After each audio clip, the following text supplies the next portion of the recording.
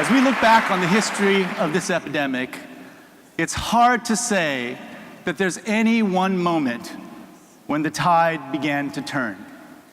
Because the truth is, we have been turning back the tide of AIDS step by painful step for 30 years.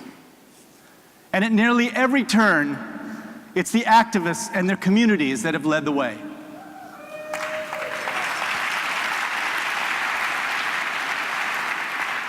It was activists and communities who devised safer sex, promoted condom use, needle exchange, and virtually all the behavioral prevention we use today.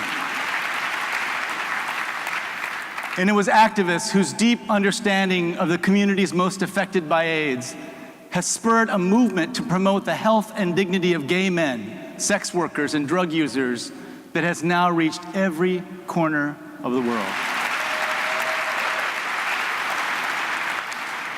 This has been a movement that came together in anger, that thirsts for justice, that is fundamentally about unleashing the power of human solidarity, and that for 30 years has forged alliances to expand that solidarity and be ever more inclusive.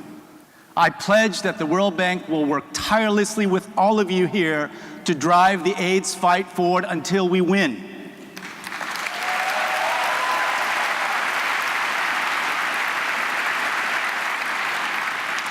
And I challenge you to join me in harnessing the moral power and practical lessons that the AIDS movement has produced to speed progress against that other global scourge, poverty.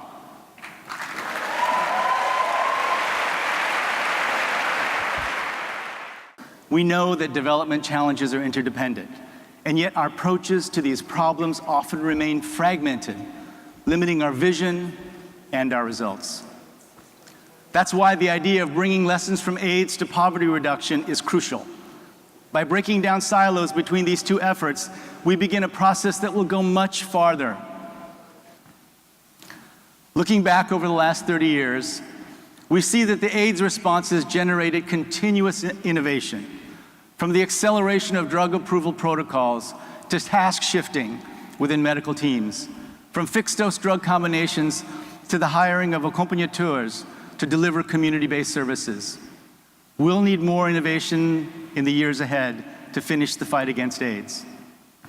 As president of the World Bank, I want to infuse that same appetite for innovation into the struggle for inclusive economic development. I'm convinced that if the practical know-how and the spirit of the AIDS movement can be brought to the fight against poverty, there is no limit to what we can achieve. The AIDS movement has rekindled values that show the kind of global development we're striving for. Development grounded in solidarity, courage, respect for the dignity of all people, and an unrelenting demand for justice. If we unleash the power of these values, we can overcome any obstacle in the fight for economic and social justice.